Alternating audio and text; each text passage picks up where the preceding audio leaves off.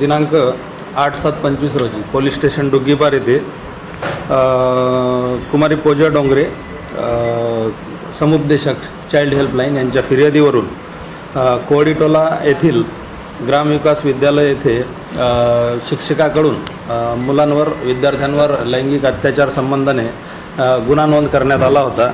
त्यानंतर तात्काळ लगेच दिनांक 19/7/25 रोजी आरोपी शिक्षक शामराव देशमुख याला अटक करण्यात आली होती। त्यानंतर या गुन्ह्यात दिनांक 24/7/2025 रोजी अनुसूचित जाती जमाती अत्याचार प्रतिबंधक कायद्यान्वये वाढ करण्यात आली असून त्यामध्ये 2 आरोपींची वाढ करण्यात आली आहे।